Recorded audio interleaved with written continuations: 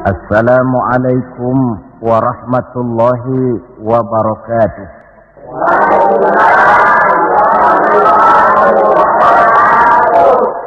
Alhamdulillahilladzi asra bi'abdihi laylan minal masjidil haram ilal masjidil aqsa.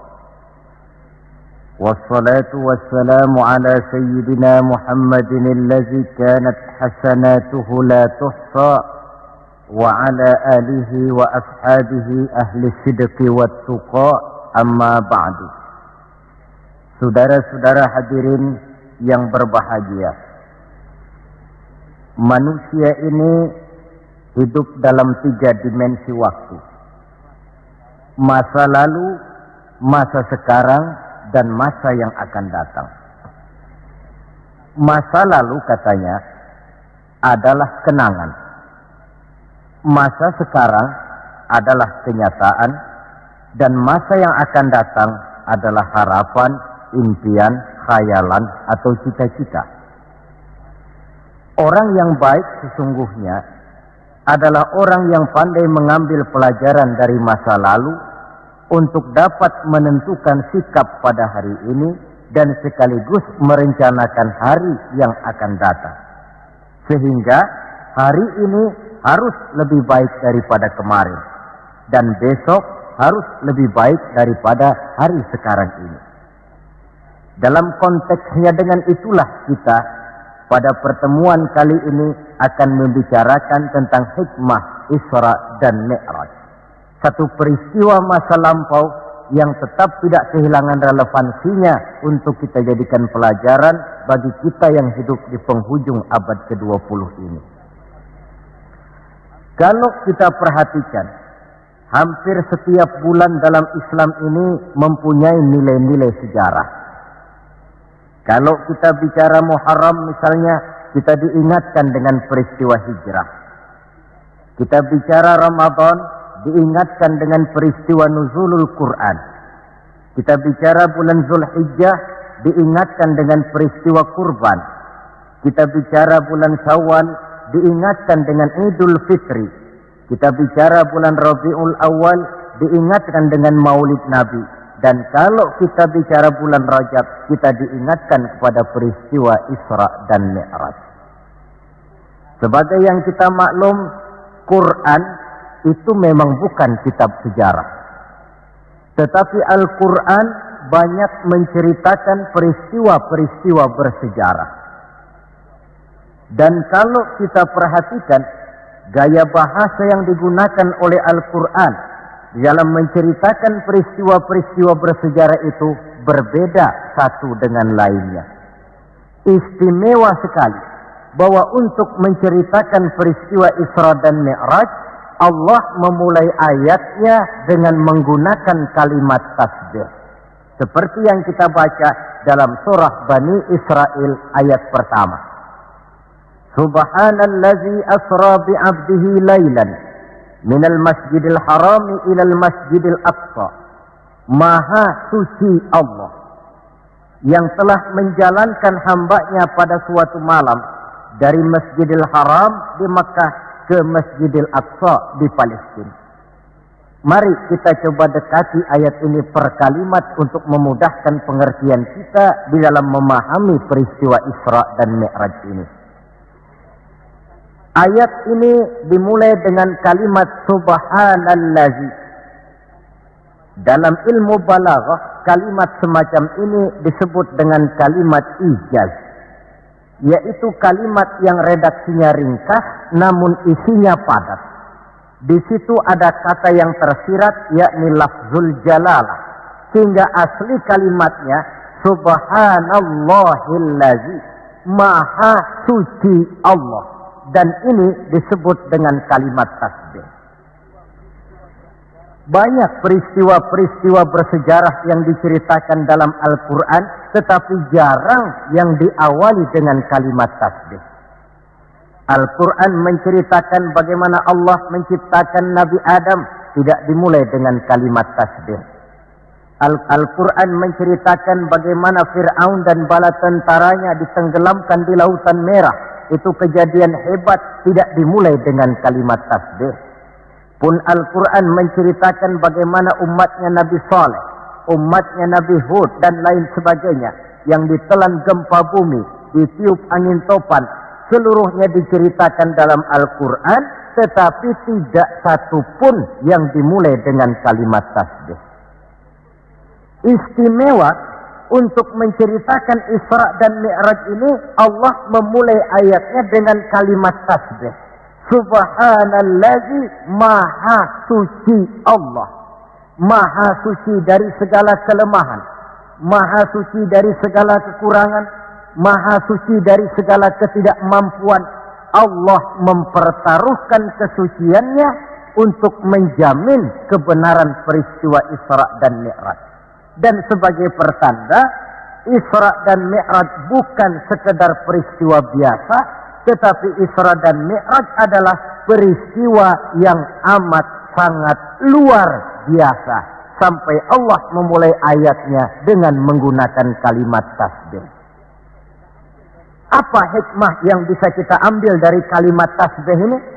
Saudara, kita tahu di dalam agama kita ini kan ibadah macam-macam. Ada ibadah yang berat dan modalnya juga besar.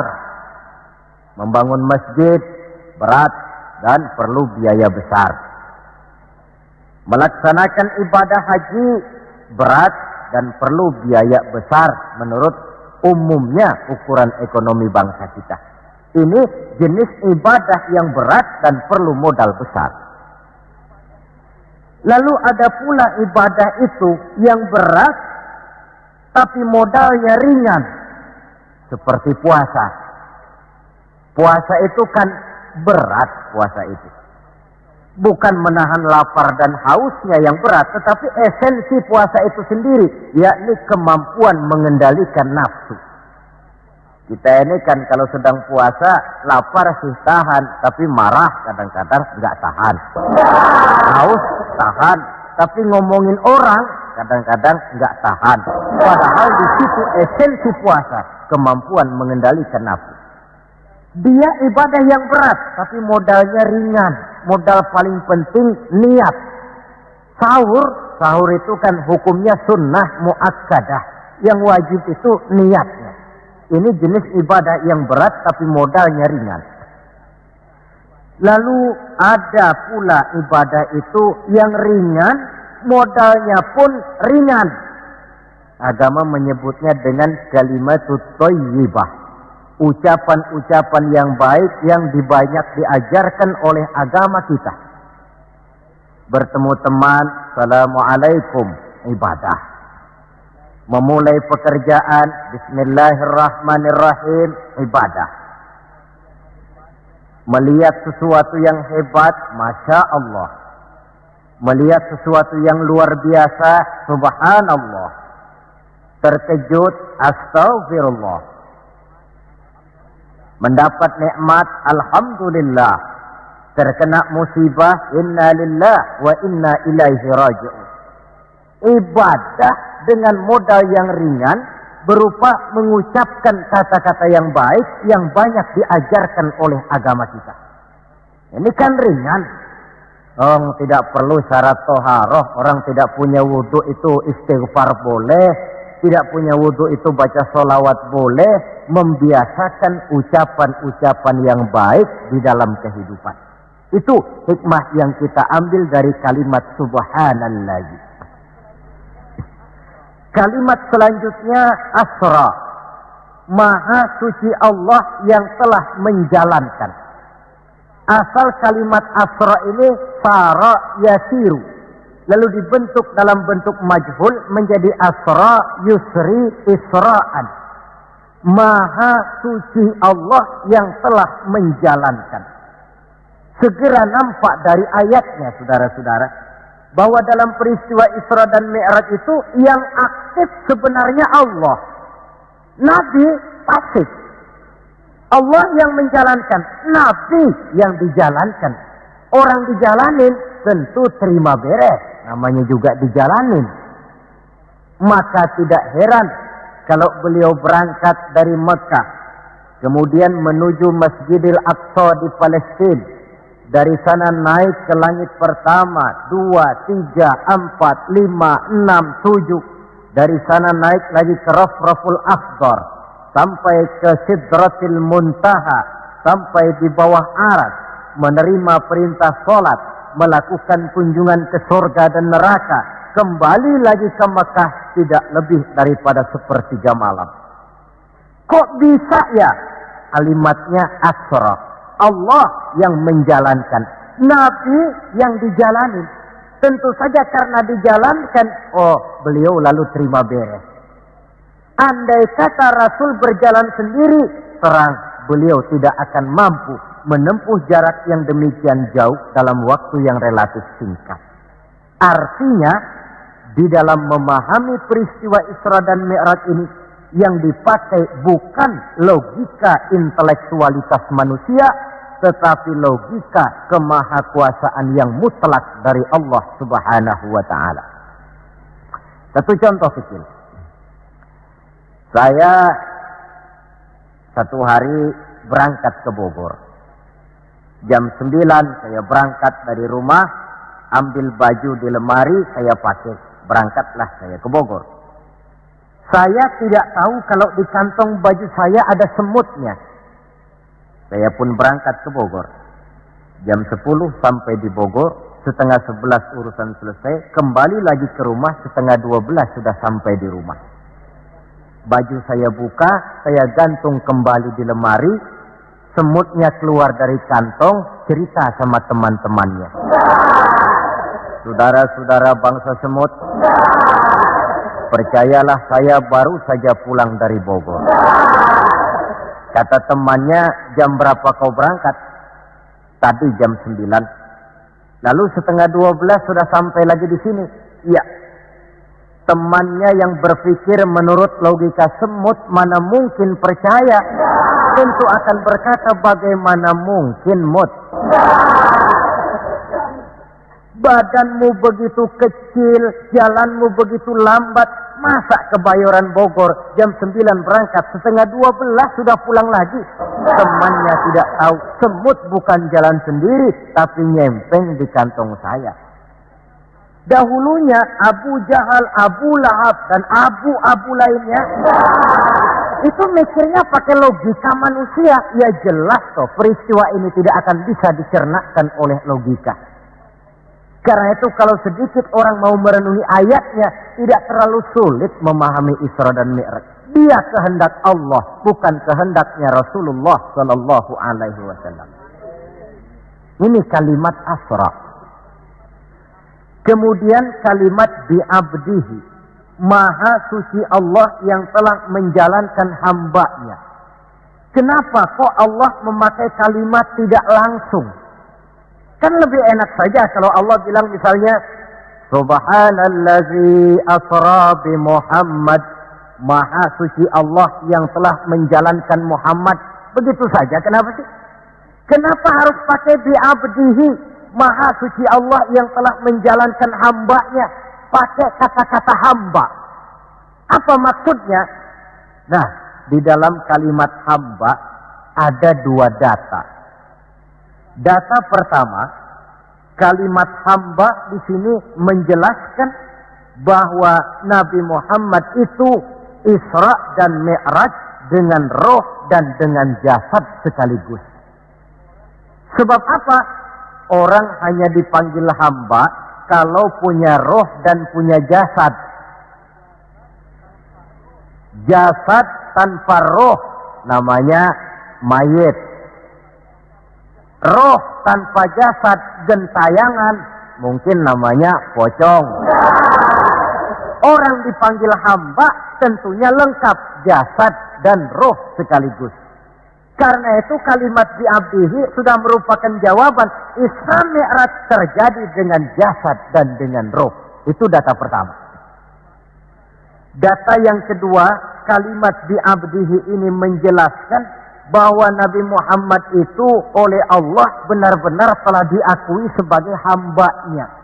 Maka lalu dipanggil hamba dalam ayat ini. Saudara mungkin lalu bertanya, Kalau cuma sekedar urusan itu, apa kita ini bukan hamba Allah? Ya tentu, kita ini hamba Allah. Kata siapa? Kata kita. Kalau kata kita, namanya mengaku. Orang mengaku tentu boleh-boleh saja, namanya ngaku. Cuma diakui atau tidak, ini yang jadi masalah. Saya bisa saja berkata, saya kenal dengan Bapak Presiden. Tapi yang jadi masalah, apakah Bapak Presiden juga kenal dengan saya? Dengan kata lain, kalau kata-kata hamba Allah keluar dari mulut manusia, nilainya murah. Kenapa murah? Sebab itu pengakuan. Tapi kalau keluar dari Allah sendiri, itu yang mahal.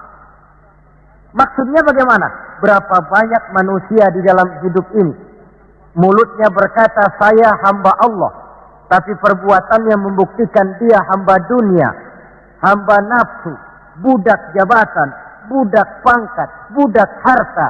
Tidak sesuai antara ucapan dengan perbuatannya. Dari kalimat bi'abdihi ini kita ambil hikmah. Sekali kita menjadi hamba Allah, jangan menghamba kepada yang selain Allah. Sebab syahadat yang kita ucapkan punya konsekuensi. Asyhadu an la ilaha illallah. Saya bersaksi tidak ada Tuhan melainkan Allah. Maka itu berarti saya tidak akan menyembah kecuali hanya kepada Allah. Saya tidak akan pernah takut kecuali hanya kepada Allah. Saya tidak akan pernah minta tolong kecuali hanya kepada Allah. Saya tidak akan menggantungkan hidup kecuali hanya kepada Allah. Saya tidak akan pernah takut kecuali hanya kepada Allah. Konsekuensi yang logis daripada ucapan kalimat syahadat itu. Sekali kita menghamba kepada Allah, jangan menghamba kepada yang selain Allah. Adapun Nabi sebelum dipanggil bi'abdihi dalam ayat ini, kita baca dari sejarah tahun-tahun sebelum beliau dipanggil dengan kalimat bi'abdihi, tahun kelabu, amul huzni dalam sejarah itu, tahun duka cita. Beliau ditinggal oleh paman tercinta Abu Thalib. Setelah paman tercinta meninggal, istri tercinta pun wafat, Khadijah. Wafat kedua pelindung ini, makin meningkat gangguan kafir Quraisy. Dihina, dicemoohkan, dicaci maki, dilontari dengan kotoran unta, bahkan akan diancam untuk dibunuh. Lulus menghadapi semua itu, Allah panggil beliau bi'abdihi. Seolah-olah Allah mengatakan, Muhammad itu betul-betul hambaku. Tidak bergeser nilai kehambaannya apapun yang menimpa dia. Saudara hadirin yang saya hormati, ini kalimat bi'abdihi. Jadi dari sini kita bisa memahami Isra yang merupakan perjalanan Nabi dari Masjidil Haram hingga ke Masjidil Aqsa. Dan Mi'raj yang naiknya Nabi dari Masjidil Aqsa menghadap Allah semata-mata merupakan peristiwa yang terjadi menurut apa maunya Allah. Nah, kemudian apa tujuan daripada Isra dan Mi'raj itu? Hakikatnya cuma Allah yang tahu tentu. Namun kalau kita lihat di penghujung ayatnya, kita akan menemukan kalimat linuriyahu min ayatina. Keseluruhan perjalanan yang ajaib itu, sejak berangkat sampai kembali, tujuannya linuriyahu min ayatina. Untuk kami perlihatkan kepada Nabi Muhammad itu sebagian kecil daripada tanda-tanda kebesaran kami. Untuk disampaikan kepada umatnya dan kemudian menjadi pelajaran di dalam mengarungi kehidupan. Seluruh perjalanan yang dilihat oleh Nabi, seluruh pemandangan yang ditemui di dalam perjalanan, itu merupakan sebagian kecil dari tanda-tanda kebesaran Allah. Dan itu merupakan tampil, contoh pelajaran buat kita yang hidup di zaman sekarang ini. Misalnya, di dalam perjalanan Rasul melihat ada orang mencakar-cakar mukanya dengan kukunya sendiri. Beliau bertanya, ya Jibril, itu orang macam apa? Jibril yang waktu itu bertindak sebagai bodyguard menjelaskan, Muhammad, itulah contoh daripada umatmu, orang-orang yang suka memburuk-burukan saudaranya sendiri. Ditampilkan bagaikan orang yang mencakar mukanya sendiri. Sebab muslim ini bersaudara seperti satu tubuh. Jikalau yang satu sakit, yang lain akan ikut merasakan sakit. Jikalau satu terinjak, yang lain merasakan akibatnya. Ibu jari tersandung batu, mulut akan berkata aduh, air mata akan keluar, kepala mungkin akan ikut pusing, dan itu refleks tanpa harus menunggu undangan. Orang yang memburuk-burukan saudaranya sendiri, hakikatnya mencakar mukanya sendiri. Bak kata pepatah, menepuk air di dulang, terpercik muka sendiri. Lalu beliau melihat pula ada orang dipotong lidahnya. Kata malaikat Jibril, Muhammad, itu tamsil daripada umatmu, orang-orang yang suka mengumpat, para pembuat fitnah, tukang bikin gosip dan menjelek-jelekan orang lain. Maka lidahnya akan dipotong sedemikian rupa. Lalu beliau melihat pula dalam perjalanan ada orang memikul kayu. Sudah cukup berat, rengkek dia membawa beban yang cukup berat itu. Anehnya malah, beban yang sudah cukup berat itu bukan dikurangi, malah ditambahi. Makin berat, makin ditambah. Makin berat, makin ditambah. Sampai Nabi heran dan tanya, Jibril, apa lagi kalau ini? Nah, Muhammad, ini tamsil daripada umatmu, orang-orang yang dipercayakan untuk memikul satu amanah, tetapi amanah yang satu belum dia laksanakan, sudah diterima amanah yang lain. Akhirnya bertumpuk-tumpuk di pundaknya amanah-amanah yang harus disampaikan. Orang yang terlalu banyak jabatan, tetapi kemudian ternyata tidak mampu melaksanakan tugasnya. Tapi dikasih jabatan baru, mau lagi. Dikasih yang baru, mau lagi. Soal mampu of tidak, soal nomor 2, yang penting punya jabatan. Orang yang di dalam menerima suatu pekerjaan tidak pernah mengukur dengan batas kemampuan yang dimilikinya. Lalu beliau melihat pula ada sekelompok orang menanam. Hari itu dia menanam, hari itu juga tumbuh, hari itu juga keluar buahnya. Diketamnya, lalu tumbuh lagi gantinya. Tiap kali diketam, tiap kali keluar buahnya. Itu tamsil apa ya Jibril? Kata malaikat Jibril, wahai Muhammad, itulah satu contoh daripada umatmu, orang-orang yang gemar memberikan bantuan kepada orang yang memang memerlukannya. Mereka yang rajin sedekah, membantu fakir miskin, menyantuni yatim piatu, memberikan bantuan kepada pengembangan dakwah, madrasah, pendidikan dan pesantren. Hakikatnya mereka mengeluarkan uang, tetapi hakikatnya itu adalah untuk kepentingan diri mereka sendiri. Dicontohkan laksana orang, hari itu dia menanam, hari itu tumbuh buahnya. Dia petik, keluar lagi gantinya. Begitu seterusnya, tidak pernah berhenti.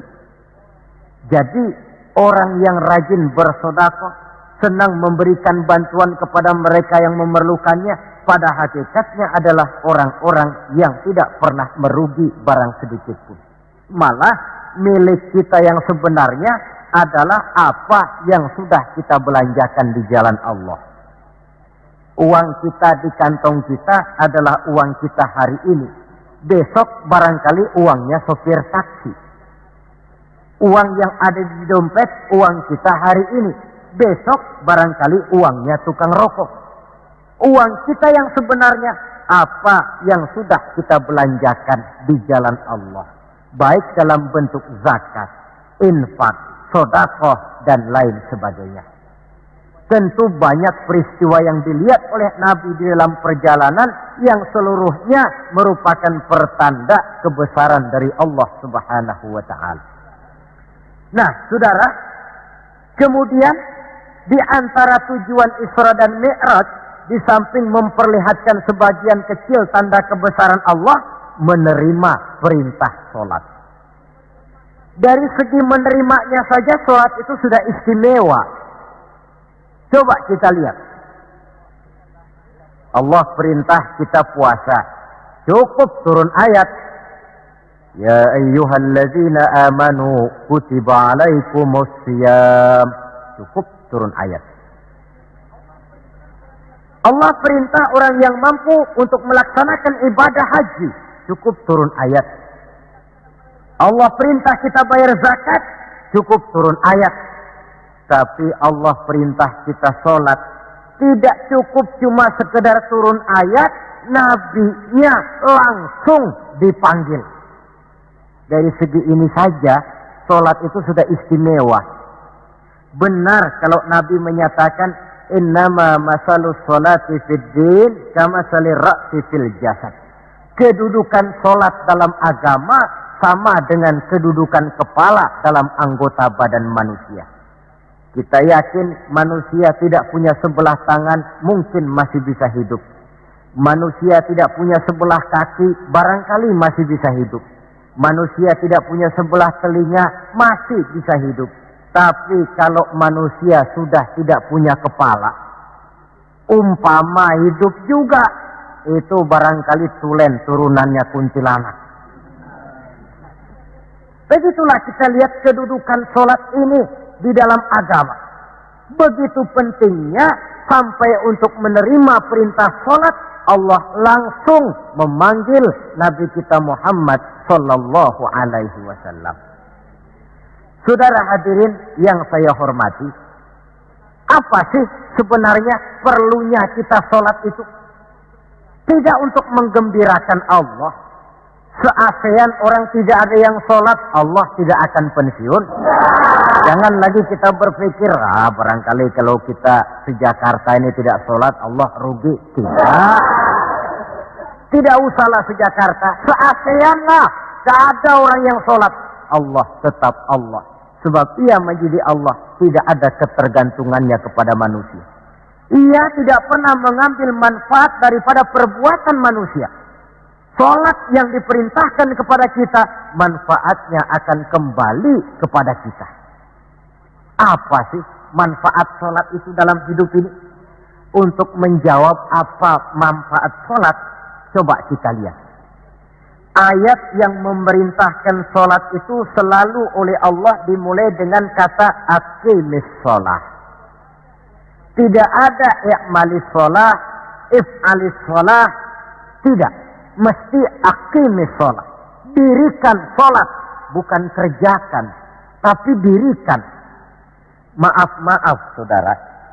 Mungkin di antara kita sudah banyak yang mengerjakan sholat. Tapi belum banyak yang mendirikan sholat. Apa bedanya Pak mengerjakan sholat dengan mendirikan sholat itu? Kalau mengerjakan sholat itu cuma asal sekedar gugur kewajiban. Kadang-kadang keluar sholat Jumat nukar sendal. Mentang-mentang khotibnya khutbah, saudara-saudara kaum muslimin, ambillah yang baik, tinggalkan yang buruk. Lalu keluar praktek.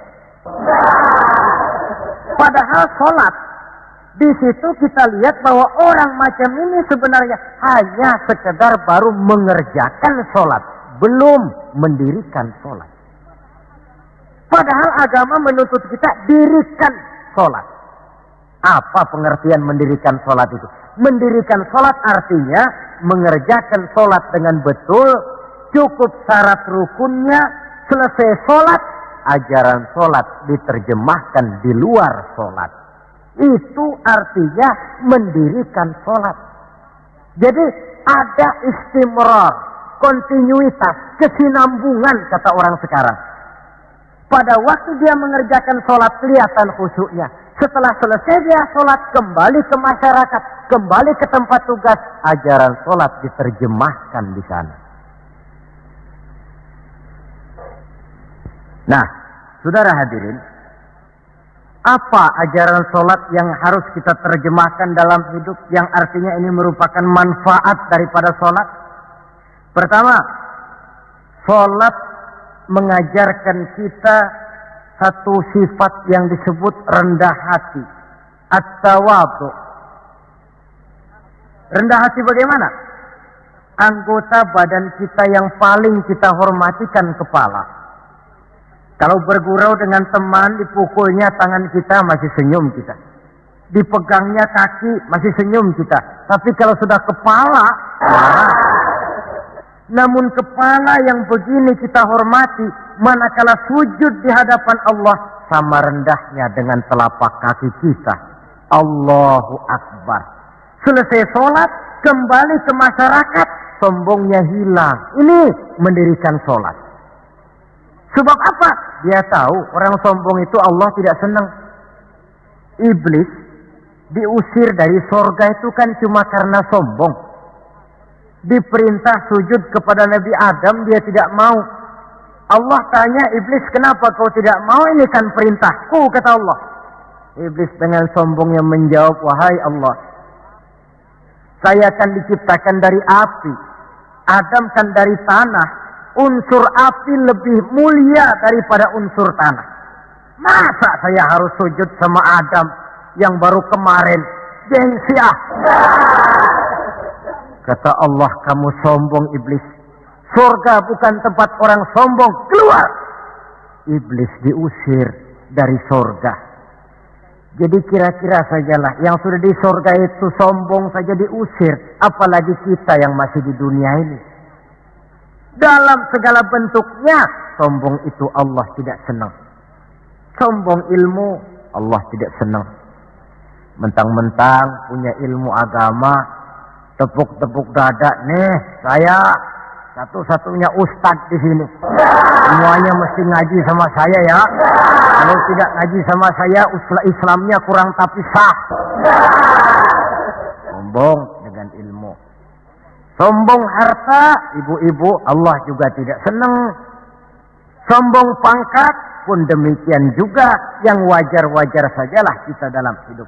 Tawadhu. Yang kedua, sholat mengajarkan kita untuk ikhlas. Berbuat tanpa pamrih. Kalau sudah Allahu Akbar, itu sudah karena Allah. Orang mau puji atau tidak, mau tahu atau tidak, mau dengar atau tidak, yang penting Allah. Tertanam keikhlasan. Bagaimana orang yang ikhlas dalam berbuat itu? Maaf. Orang yang ikhlas dalam berbuat itu seperti orang buang air besar. Saudara, kalau saya tanya, pagi-pagi buang air besar itu ikhlas apa tidak? Walaupun malam saudara habis makan enak, sate, opor ayam, buahnya anggur, apel, besok pagi dibuang, ikhlas. Tidak pernah ditengok-tengokin. Begitu jatuh lalu dilihat, ini jangan-jangan satenya ini, tidak. Sudah jatuh ya sudah, kurelakan di kau pergi. Berbuat tanpa pamrih, yang penting Allah. Ini mendirikan sholat. Yang ketiga, ini saya kira yang banyak dicari orang sekarang. Sholat itu memberikan ketenangan dalam hidup. Ketenangan bagaimana? Kita manusia hidup ini kan punya ambisi dan emosi. Yang orang lain punya, kita kepengen. Yang orang lain bisa, kita kepengen. Itu wajar, namanya manusia mesti punya emosi. Tapi emosi yang membludak tanpa dinetralisir akan bisa menimbulkan psikosomatik. Di mana manusia disiksa oleh perasaannya sendiri. Cobalah. Kadang-kadang dia lihat tetangganya beli televisi berwarna. Tetangga yang sebelah meriang. Enggak diapa-apain, meriang. Tetangganya malah makin kaya, besok beli kulkas. Wah, dia makin gawat, opnam, masuk rumah sakit. Di rumah sakit dapat kabar tetangganya beli mobil, wah mati dia. Disiksa oleh perasaannya sendiri. Orang yang sholat lain. Jam 11 siang lihat tetangga bawa TV berwarna baru. Temperatur naik, panas, wajar. Datang waktu zuhur, kutub-kutub badan yang panas karena lihat tetangga bawa TV baru, didinginkan oleh air wudhu.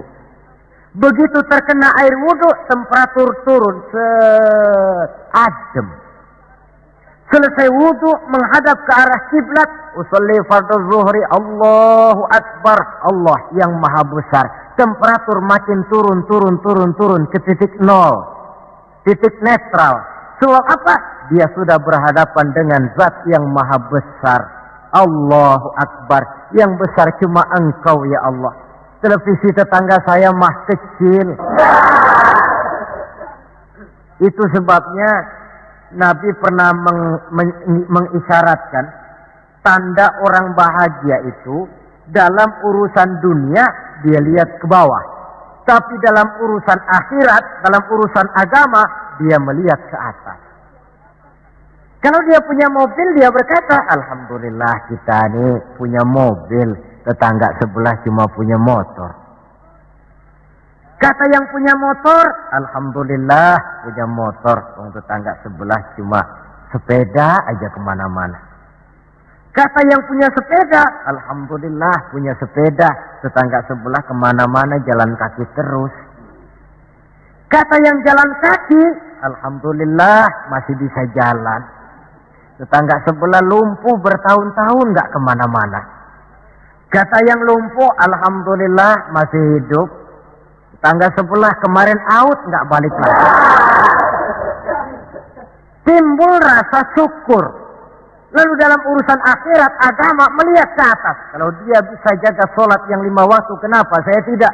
Kalau dia bisa baca Quran, kenapa saya tidak? Kalau dia walaupun hidup sederhana berani membantu pembangunan masjid, musola, madrasah, kenapa saya yang lebih kaya tidak? Timbul keinginan untuk mencontoh. Mencontoh orang dalam ibadah menimbulkan kepuasan batin. Sebaliknya, mencontoh orang dalam urusan harta menimbulkan rasa penasaran, hasud, dengki, tidak senang melihat orang lain mendapat nikmat, dan paling akhir disiksa oleh perasaannya sendiri. Ketenangan dalam hidup, ketenangan dalam rumah tangga tercipta karena sholat. Cobalah, kalau seorang istri, suami ahli sholat, istrinya sholat, jam 4 bangun, dibangunkan istrinya, Bu, mari sudah menjelang subuh, ayolah kita ambil air wudhu, berangkat. Selesai dia ambil air wudhu, dia sunnah qobliyahnya 2 rakaat. Kalau dekat ke musola masjid, jamaah ke musola masjid. Kalau jauh, jamaah di rumah. Nikmat rumah tangga muslim itu. Si suami jadi imam, istri jadi makmum. Suami takbir, istri takbir. Suami ruku, istri ruku. Suami sujud, istri sujud. Selesai sholat, Assalamualaikum warahmatullah. Assalamualaikum warahmatullah. Si istri mencium tangan suaminya, Bang, kalau tadi siang banyak dosa saya, maafkan Bang. Nikmat rumah tangga muslim tercipta karena sholat. Suatu hari bertengkar, cang ceng cong hang heng hong, ribut suami istri. Datang waktu zuhur, kata suaminya, Bu, waktu zuhur sudah datang. Pertempuran kita hentikan sebentar. Gencatan senjata mulai. Ayo kita sholat. Ayo kau jadi imam lah. Suami jadi imam, istri jadi makmum. Biar monyong-monyong dikit, sholat. Sholat. Assalamualaikum warahmatullah. Assalamualaikum warahmatullah. Si suami menoleh ke belakang. Bu, kalau memang masih penasaran, terusin yuk. Saya kira kalau memang masih terus juga, itu memang dasar ahli bertengkar. Sudah profesional itu. Pakai sholat juga tidak mempan, bagaimana pula dengan yang lain. Sholat membawa ketenangan dalam hidup pribadi, berumah tangga, bahkan bermasyarakat sampai kepada bernegara. Inilah makna inna sholata tanha anil fahsya'i wal munkar. Sholat yang didirikan dengan betul mampu mencegah manusia daripada perbuatan yang keji dan munkar. Saudara hadirin yang saya hormati, dengan demikian maka sholat adalah keperluan kita, bukan keperluannya Allah. Dan waktunya sudah diukur sedemikian rupa. Coba lihat, antara subuh dengan zuhur itu intervalnya panjang. Sebab apa? Allah juga tahu di situ jam-jam sibuk. Pegawai di kantor, petani di ladang, di sawah, pedagang di pasar, maka di situ tidak ada sholat kecuali sholat sunnah. Bekerja kita dari pagi sampai siang sampai udara panas, timbul stres. Datang refreshing, istirahatlah, jangan diporsir, ademi dengan wudhu, lalu sholat zuhur. Selesai sholat zuhur, kembali lagi ke tempat tugas. Antara zuhur dengan asar, intervalnya lebih pendek. Sebab apa? Dalam udara panas, kerja cepat melelahkan. Maghrib dengan isya, intervalnya lebih pendek lagi. Sebab apa? Sudah masuk malam, sebagian besar kejahatan justru terjadi pada waktu malam. Antara isya dengan subuh, intervalnya memang panjang. Tapi di sana ada terminal kontrol cadangan yang disebut tahajud, hajat, dan sebagainya. Terminal-terminal kontrol cadangan untuk menjaga stabilitas temperatur batin manusia.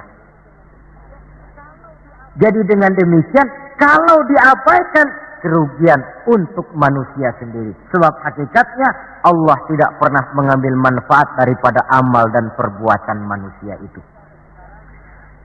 Nah, saudara-saudara, dari uraian yang singkat ini, kita ambil beberapa kesimpulan.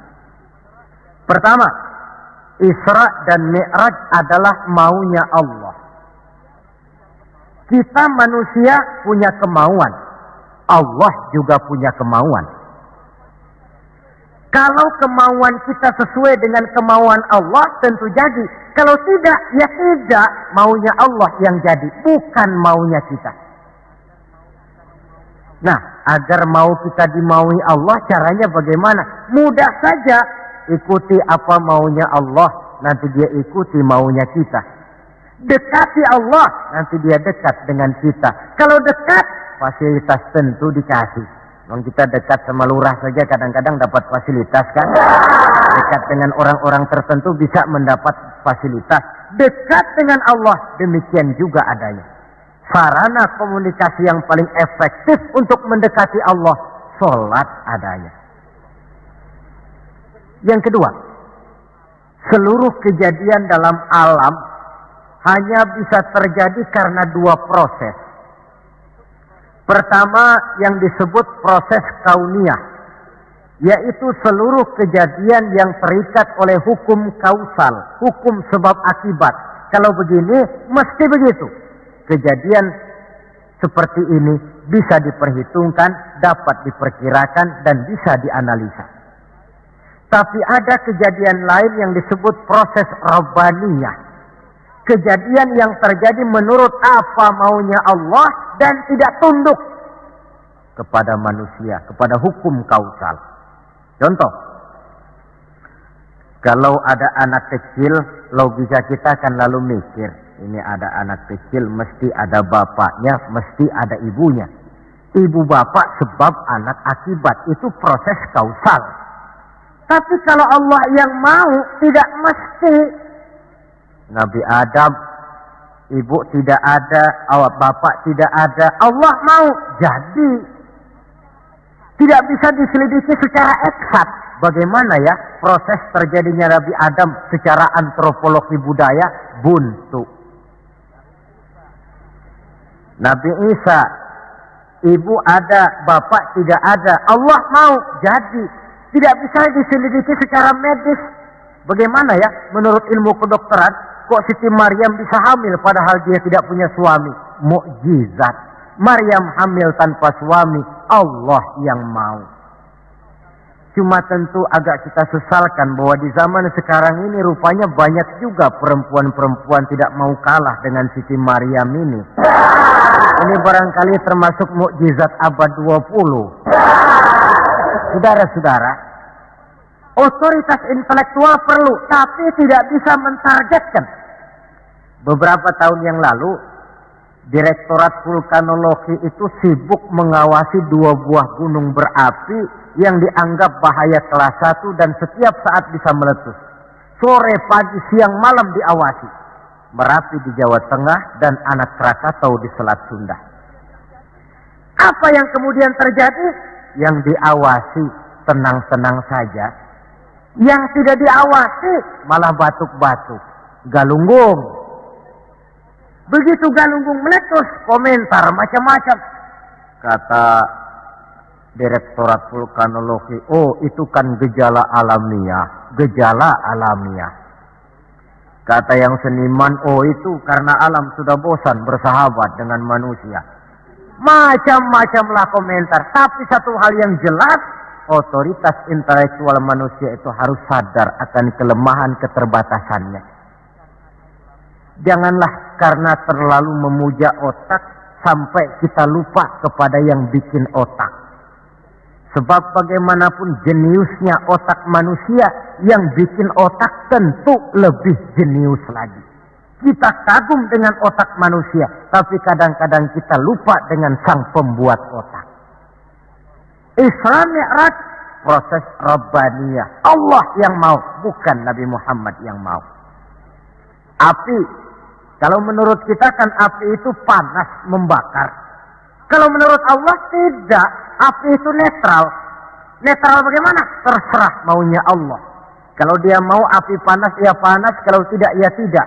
Panas dan tidaknya bukan untuk manusia, bukan untuk Allah, tetapi untuk manusia.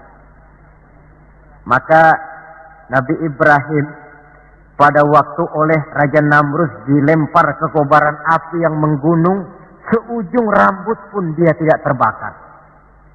Sebab apa? Ketika dia hampir jatuh ke dalam api, Allah berkata kepada api, ya naru kuni bardan wa salaman ala Ibrahim. Hai api, dilah kamu selamatkan Ibrahim. Api tunduk kepada maunya Allah, seujung rambut pun Nabi Ibrahim tidak terbakar, malah kedinginan di tengah kobaran api. Kasus macam ini tidak bisa diselidiki secara eksakt. Bagaimana kok Nabi Ibrahim itu enggak kebakaran di dalam api?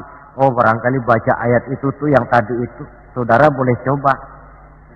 Bacalah, ya narukuni bardan wa salaman alayya. Masuk saudara ke dalam api, insya Allah mateng. Kalau potongan kita, sebab yang kita mau itu belum tentu Allah mau. Kalau yang kita mau Allah mau, tentu jadi. Kalau tidak, tidak. Isra Mi'raj sekali lagi. Peristiwa Rabbaniyah dan bukan peristiwa kauniyah. Logika di dalam memahaminya bukan logika intelektual, tetapi logika kemahakuasaan yang mutlak dari Allah Subhanahu wa ta'ala. Yang ketiga, marilah kita berusaha agar setiap gerak hidup dalam dunia ini bernilai ibadah. Sekurang-kurangnya berupa ucapan-ucapan yang baik. Bukankah yang namanya ibadah itu ya sholat ibadah, puasa ibadah, zakat ibadah, haji ibadah. Tapi tidak terbatas kepada hanya sekedar itu. Membangun rumah sakit, membangun sekolah, membangun panti asuhan yatim piatu, itu keseluruhannya merupakan ibadah. Sekurang-kurangnya ibadah dalam bentuk ucapan-ucapan yang baik, yang menyenangkan orang dan berpahala kita mengucapkannya. Ini tidak terlalu sulit dan bisa kita praktekkan di dalam kehidupan sehari-hari.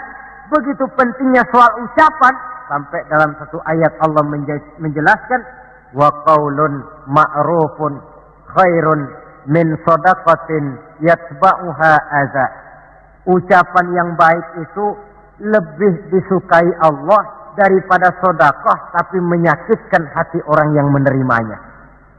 Sedekah itu pahalanya besar tentu, tapi kalau menyakitkan hati orang yang menerima, lebih baik ngomong yang enak-enak sajalah. Termasuk ini kalimatut thayyibah, ucapan yang baik. Yang keempat, marilah kita menjaga stabilitas kita sebagai hamba Allah. Miskin hamba Allah. Jadi orang kaya tetap hamba Allah. Orang biasa hamba Allah. punya pangkat, jabatan, kedudukan, tetap hamba Allah. Dalam keadaan bagaimanapun posisi kita, nilai kehambaan jangan bergeser adanya. Yang kelima, Isra Mi'raj sesungguhnya merupakan batu ujian. Setelah terjadi peristiwa Isra Mi'raj, kelihatan mana yang loyang, mana yang emas, mana yang batu kerikil, mana yang mutiara dan intan. Setelah terjadi Isra dan Mi'raj, yang beriman makin mantap imannya, yang ragu-ragu makin kembali malah kepada kekafiran, yang memang sudah kafir makin menghebat kekafirannya. Rombongan pertama yang makin mantap imannya diwakili oleh Abu Bakar Siddiq. Sehingga ketika diceritakan orang kepadanya, wahai Abu Bakar, sahabatmu Muhammad itu sudah gila dia. Gila bagaimana? Masa dia cerita katanya tadi malam dia dari Masjidil Aqsa, lalu sekarang sudah ada di Mekah lagi. Betul dia cerita macam itu? Betul. Saudara, kalau memang Muhammad yang cerita macam itu, jangankan cuma sekedar sampai Masjidil Aqsa di Palestina, lebih daripada itu pun kalau dia yang memang betul cerita, saya percaya. Makin mantap. Yang ragu-ragu malah ada yang kembali kepada kekufuran. Yang kafir malah makin menghebat kekafirannya. Maka Isra Mi'raj merupakan ujian bagi umat untuk menyaring, merupakan filter mana umat Nabi yang benar-benar yakin dengan iman, dan mana yang setengah-setengah, dan mana yang murtad, kemudian mana yang ingkar dan kafir.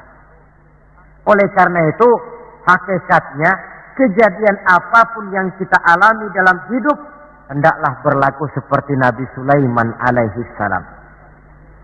Diberikan beliau kekuasaan, diberikan pengetahuan, diberikan harta yang banyak. Atas semua itu, beliau hanya berkata, "Hadza min fadli Rabbi liyabluwani aashkuru am akfur." Semua ini, kekuasaanku, hartaku, ilmu pengetahuan yang diberikan kepadaku, ini cuma sekedar karunia untuk menguji diriku, adakah aku bersyukur karenanya atau malah aku menjadi ingkar karenanya. Maka bersyukurlah kita yang hidup di satu zaman yang jauh dari zamannya Rasulullah. Kita belum pernah berjumpa dengan beliau, belum pernah mendengar suara beliau, tidak melihat gerak langkah di perjalanan beliau. Entah kita beriman dengan peristiwa Isra dan Mi'raj ini. Jauh lebih beruntung daripada orang-orang yang langsung ditongkrongi Nabi. Mereka melihat wajah Nabi, mendengar Nabi membaca wahyu, melihat mukjizat, tetapi mereka tidak juga mau beriman.